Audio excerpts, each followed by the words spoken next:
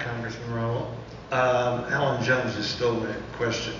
Okay, so you can't ask any I questions. can't ask it. No, but my other major concern was with the status of the DREAM Act. Okay.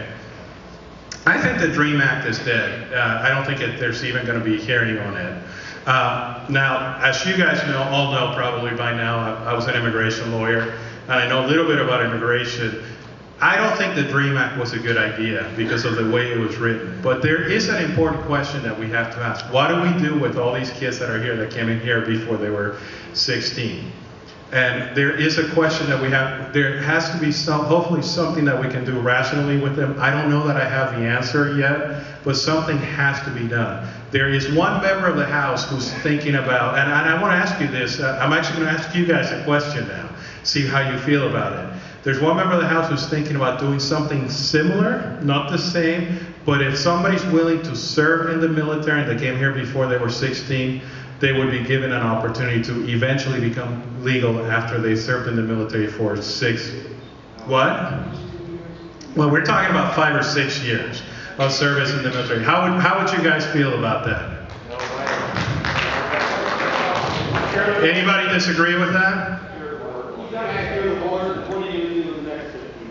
Well, and that's the question. That's a great question. And that's the problem with amnesty. Because if you provide any kind of amnesty to a group of people, what it does is it encourages, like you said, another group. So those are questions that we need to ask. The reality is that we have people here. We have to, my idea has always been that the Republican Party has to be the party for legal immigration. We have to find a rational, conservative way to actually create a legal immigration system that works. Because right now our immigration system is broken. It doesn't work, just like everything else in the federal government. So let's figure out a way that we can do it. But the concern that you raised is the most important concern. You cannot create a system that then encourages another 20 million people to come into the United States. Why don't we just create a program in Mexico like the Bracero program? People can come on work visas for 2 to 3 years, do these jobs that, we had a lot of veterans coming back, not to say they want to go out and take crops, but, possibility. Somebody's got to do these jobs. That's what I want to do is create a guest worker program like the Bracero program. Because a lot of these people actually don't even want to live here. They want to just come here to work and go back to their home countries. And that would be my solution to the problem. Yeah. All right.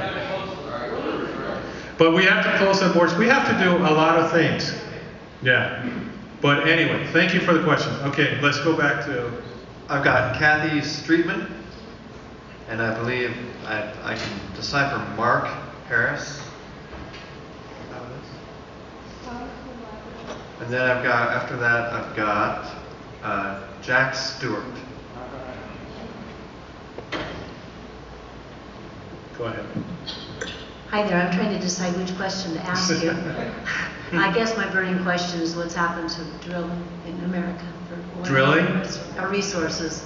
And could we possibly get rid of the green energy benefits? Because I think wind power is a waste of time.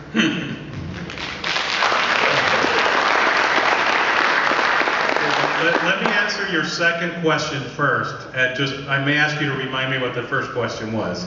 Green power. I don't think I'm going to vote as a congressman to get rid of wind energy.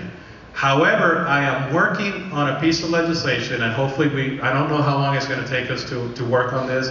I want to get rid of all the subsidies for wind power, ethanol, and all those things. If wind power or ethanol or anything like that works, I want the market to let it work. And so we're working on legislation, and it will even get rid of it. This is not going to be popular. There are some subsidies that the oil companies have that nobody else gets. You hear a lot about oil subsidies, and for the most part, what they're talking about are subsidies that every other corporation gets. They're manufacturing subsidies that everybody gets. But there are a few things that the oil companies get that nobody else gets. Anything that we're picking winners and losers in government, I want to get rid of. So, because who am I as a congressman to know better than the market which type of energy is best for us. I want all energy to thrive. Hopefully wind will eventually become a great thing. Hopefully solar eventually will become a great thing. But it's not going to become a great thing because we're subsidizing it. In fact, there's another businessman that I've talked to here in Idaho who says, you know, if you need to subsidize it in Congress, it's probably because it's not a good idea. So now your first question, I knew I was going to forget it. Well, it's drilling. It's been interesting. I serve on the Natural Resources Committee.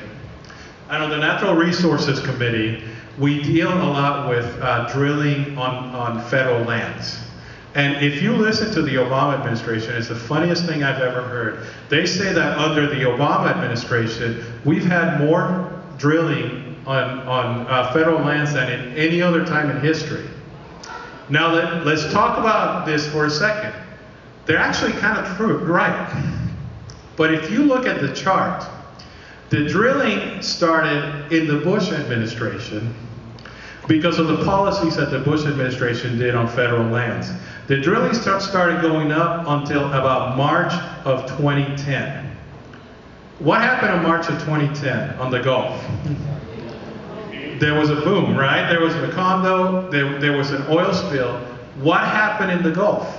All of a sudden there was a moratorium. There was a freeze on oil drilling, and we went from issuing dozens of permits every month to issuing none. And over the last year or so, we have only issued about 16, 17 permits when we were issuing that many in 1 month. Well, guess what's happening to oil production? It's going down. And what's happening to gas prices? It's going up. Imagine that. So supply and demand actually works. The laws of economics actually work.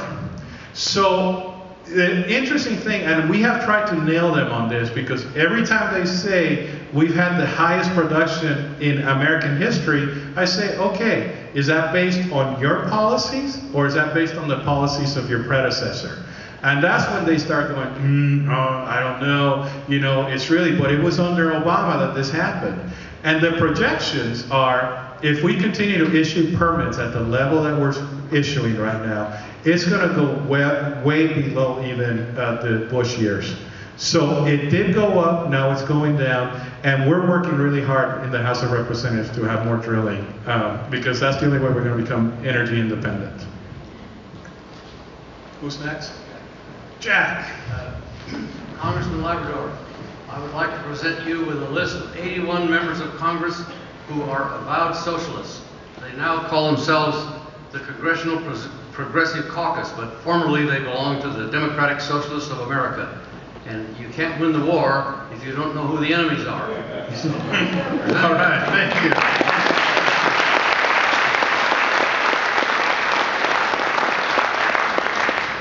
My name's not in here, right? All right. Raul, there are so many things that President Obama has done that are unconstitutional. And we have not held him accountable, and we have let him get away with very egregious things such as the Boeing and, you know, he's suing them. Arizona, they have their own sovereignty, and they're not enacting anything that is not legal. Well, the Supreme Court just said that it was constitutional for them, so Okay. So we solved that problem. The list goes on and on and on.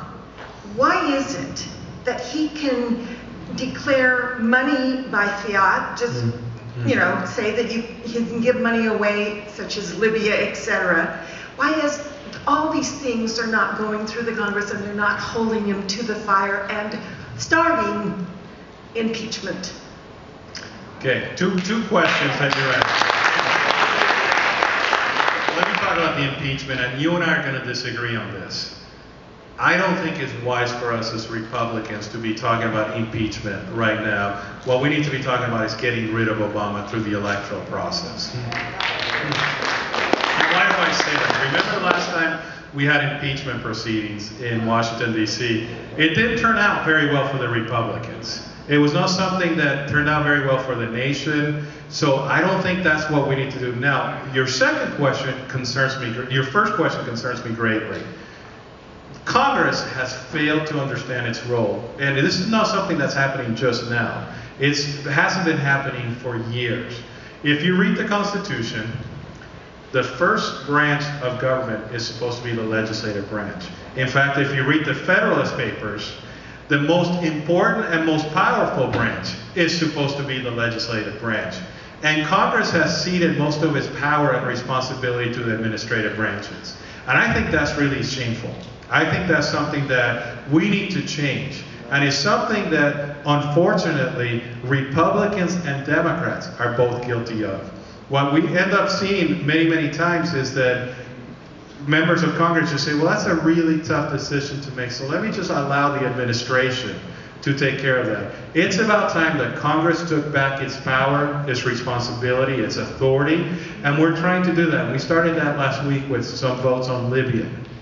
And we told the president that he needed to come back to us and explain what authority and what power, what his mission is and what his end goal is in Libya for us to even consider funding any further actions there. So those are things that we're trying to do, but if you remember, I told you at the beginning, the most frustrating thing for me has been that something that is so clear to you and so clear to me, the members of Congress don't seem to understand that we need to control, it just many, many things, that we need to take back the power in Congress like our founding fathers intended.